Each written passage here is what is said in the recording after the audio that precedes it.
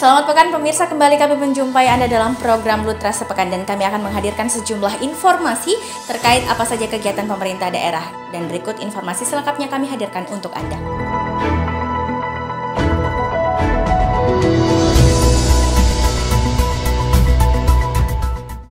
Informasi hari ini akan kami hadirkan seputar penyaluran bantuan langsung tunai, di mana pemerintah telah mengucurkan sejumlah bantuan bagi mereka yang terdampak COVID-19. Lantas, apa saja program-program bantuan yang telah disalurkan oleh pemerintah? Berikut penjelasan langsung Kepala Dinas Sosial Kabupaten Luwu Utara BC Andi Pambiangi.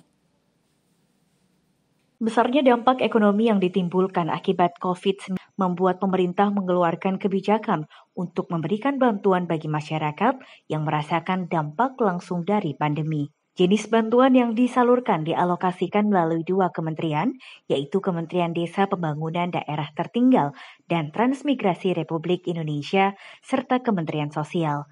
Selain itu, pemerintah Kabupaten Luwu Utara juga telah mengalokasikan bantuan bagi mereka yang terdampak melalui anggaran APBD. Lantas, apa saja perbedaan dari jenis bantuan yang digelontorkan oleh pemerintah di tengah pandemi COVID-19? Assalamualaikum warahmatullahi wabarakatuh. Selamat pagi dan salam sejahtera untuk kita semua. Baik, dalam pemerintah Kabupaten Luwu Utara dalam hal ini Dinas Sosial dalam penanganan COVID-19, pemerintah daerah dalam hal ini Dinas Sosial meluncurkan berbagai bantuan sosial dalam hal ini melalui Kementerian Sosial, antara lain bantuan sosial tunai yang diterima oleh masyarakat sebanyak 600.000 per kepala keluarga selama 3 bulan yang mulai bulan April sampai dengan Juni. Kemudian ada bantuan perluasan sembako, itu juga diterima oleh masyarakat Kabupaten Luwu Utara yang namanya terdapat dalam DTKS atau Data Terpadu Kesejahteraan Sosial. Kita perlu ketahui bahwa program yang ada di Dinas Sosial dalam hal ini dari Kementerian Sosial ada berbagai program yang sebelumnya sudah berjalan, yakni program reguler, yakni program Keluarga Harapan dan program bantuan pangan non tunai yang akhir-akhir ini disebut sebagai program sembako. Perbedaan dari program sembako reguler dan program perluasan sembako, yakni program sembako reguler itu sudah diterima oleh masyarakat yang ada di Luwu Utara, yakni masyarakat yang terdata dalam Data Terpadu Kesejahteraan Sosial jauh sebelum adanya COVID ini. Begitu juga program Keluarga Harapan. Sebelumnya masyarakat penerima program Keluarga Harapan dapat juga menerima program bantuan sosial sembako, itu dalam hal program reguler. Tetapi dengan adanya bantuan COVID, masyarakat penerima program Keluarga Harapan itu tidak diperbolehkan menerima bantuan sosial tunai dan bantuan program perluasan sembako lagi. Itu saya kira perbedaannya. Kriteria dari penerima bantuan sosial tunai yakni masyarakat miskin yang terdampak. Kemudian kita juga dapat melihat bahwa di dalam rumah tangga masyarakat itu terdapat anggota keluarga yang mengalami penyakit kronis. Kemudian masyarakat yang hilang atau kehilangan mata pencahariannya. Mungkin kita dapat melihat bahwa di dalam satu rumah tangga kadang-kadang kita melihat ada penerima program sosial lebih dari satu. Itu karena kemungkinan dalam rumah tangga itu terdapat juga lebih dari satu kepala keluarga. Kemudian selanjutnya mungkin kita juga bisa menemukan di tengah-tengah masyarakat kita bahwa penerima bantuan sosial ini, kalau kita melihat secara kasat mata bahwa mereka itu tidak layak diberi bantuan, karena mungkin kita melihat saja dari rumahnya mungkin sudah permanen atau gimana. Tetapi kita harus melihat ke dalam bahwa mereka ini adalah orang-orang yang sudah kehilangan mata pencahariannya karena adanya pandemi ini. Misalnya kita melihat PO atau angkutan-angkutan bus dari Makassar, Palopo, Masamba, itu kan otomatis mereka yang bekerja di situ sudah betul-betul kehilangan mata pencahariannya, karena bus dari Makassar dengan Masamba itu sudah tidak beroperasi. Saya kira itu salah satu contoh kecil saja. Kita katakan kendala, ya pastilah dalam penyaluran bantuan itu kita menemukan ada kendala-kendala, tetapi alhamdulillah berkat kerjasama kita semua, dalam hal ini kerjasama antara pemerintah daerah dan pemerintah desa serta penyalur bantuan, dalam hal ini kalau bantuan sosial PT Pos, saya kira kendala-kendala itu dapat kita minimalisir.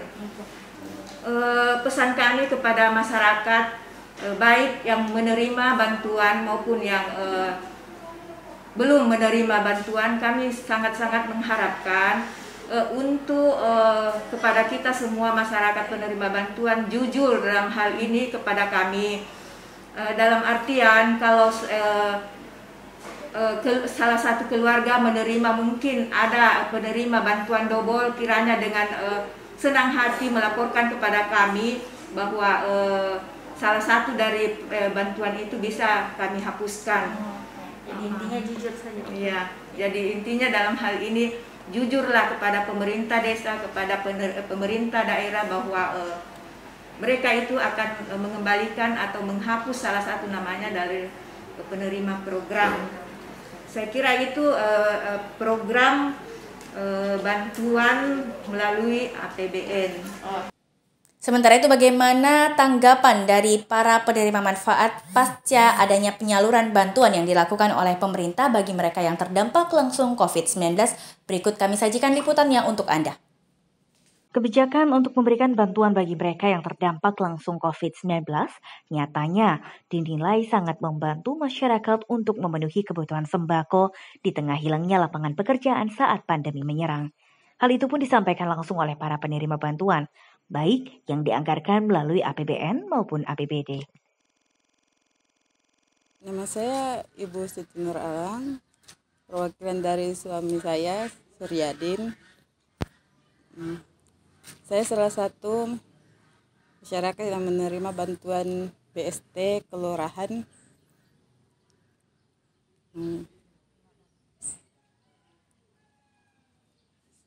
Saya menerima bantuan ini karena salah satu masyarakat terdampak karena suami saya dan saya tidak bisa lagi terlalu keluar rumah seperti biasanya, karena penghasilan kami dari penghasilan kebun, pertanian dan berternak.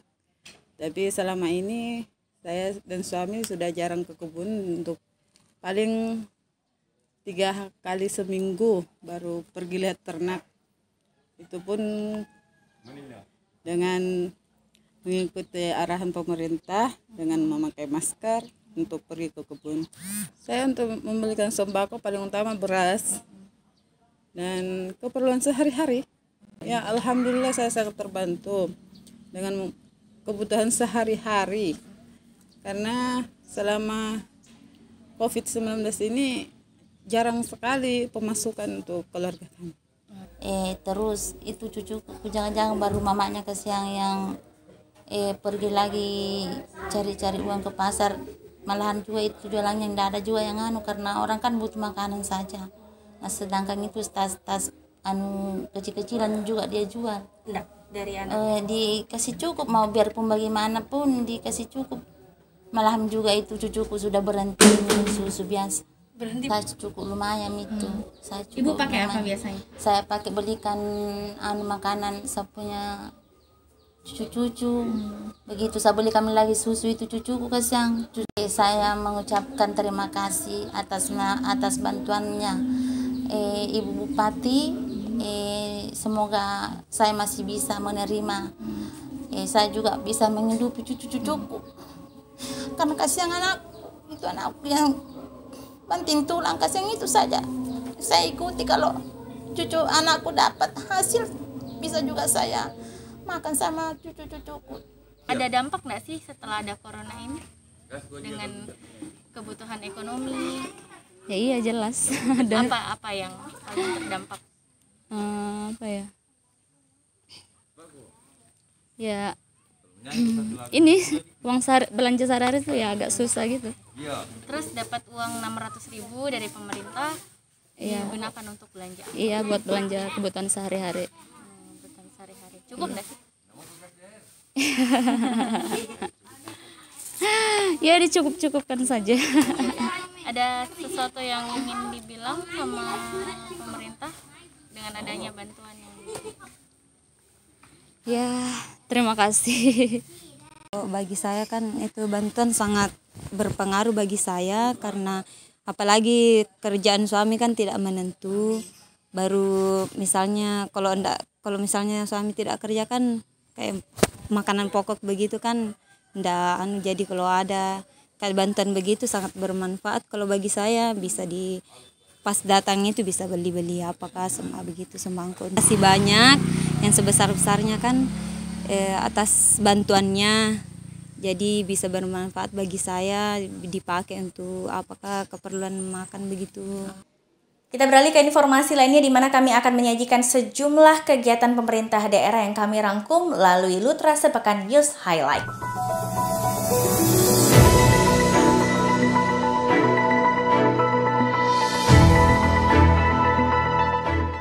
Puluhan tenaga medis jalani tes swab di Posko TGC Kabupaten Luhut Utara. Juru bicara COVID-19 Luhut Utara Komang Krisna menjelaskan pengambilan sampel diprioritaskan bagi bidan desa sebagai garda terdepan yang melakukan kontak dan pemantauan langsung bagi para pelaku perjalanan. Hingga 29 Mei 2020 terdapat 26 spesimen yang telah tiba di Makassar untuk diuji PCR, di mana 22 diantaranya merupakan sampel milik pedagang yang ada di Pasar Sentral Masamba, menyusul spesimen milik para tenaga medis yang juga akan diberangkatkan. Patuhi anjuran yang dikeluarkan dalam masa tanggap darurat COVID, Bupati dan Wakil Bupati Luhut Utara kompak melaksanakan sholat Idul Fitri 1441 Hijriah dari kediaman masing-masing. Sementara itu, Wakil Bupati Utara Muhammad Tahrum bersama keluarga melaksanakan sholat Idul Fitri dari kediaman pribadinya di Desa Marobo, Kecamatan Sabang, dengan mengundang salah seorang imam desa untuk bertindak sebagai khatib dan imam sholat dengan tetap menerapkan protokol kesehatan COVID-19. Pemerintah Kabupaten Luhut Utara bersama TNI dan Polri serta sejumlah relawan gotong royong membersihkan belantaran Sungai Masamba pasca banjir bandang yang melanda sejumlah desa di Kecamatan Masamba Kamis 14 Mei lalu. Aksi gotong royong dipimpin langsung Bupati Luhut Utara Indah Putri Indriani, sekaligus berterima kasih kepada seluruh pihak yang berpartisipasi membantu masyarakat yang terdampak saat banjir melanda. Pandemi Corona, Gubernur Sulawesi Selatan Profesor Nurdin Abdullah gelar halal bihalal secara virtual. Kegiatan halal bihalal menghadirkan seluruh anggota Forum Komunikasi Pimpinan Daerah Provinsi Sulawesi Selatan dengan diikuti kepala daerah dan unsur Forkopimda dari 24 kabupaten kota termasuk Kabupaten Luhut Utara. Selain itu, selang 2 hari, Bupati Luhut Utara Indah Putri Indriani menyapa seluruh anggota Forkopimcam dan UPT Puskesmas secara virtual dalam kegiatan halal bihalal tingkat Kabupaten Luhut Utara. Dalam sambutannya, Indah meminta seluruh pihak untuk bersiap menyambut new normal life pasca berakhirnya masa tanggap darurat COVID-19. Demikian informasi yang kami sajikan melalui program Lutra Sepekan. Tapi jangan khawatir, Anda dapat mengakses informasi lainnya melalui portal resmi milik pemerintah daerah Kabupaten Luwu Utara, baik di portal resmi luwuutarakap.go.id atau langsung saja ke fanpage Dinas Kominfo di @Dinaskominfo Luwu Utara. Bagi Anda, masyarakat yang ingin mengetahui bagaimana perkembangan data terbaru mengenai COVID-19, Anda dapat mengakses informasi tersebut melalui fanpage resmi Gugus Tugas COVID-19 Luwu Utara. Dan bagi Anda juga pengguna Instagram, Anda dapat mengakses informasi lebih lengkapnya melalui Instagram resmi kami di @diskominfo Luwu Utara. Atau Anda dapat mengakses sejumlah informasi seputar dokumentasi yang telah dirangkum oleh Dinas Kominfo Luwu Utara melalui channel YouTube kami di Dinas Kominfo Luwu Utara. Demikian informasi yang kami sajikan seluruhnya untuk Anda. Saya Putri Tani mewakili seluruh kerabat kerja yang bertugas hari ini mengucapkan terima kasih dan sampai jumpa.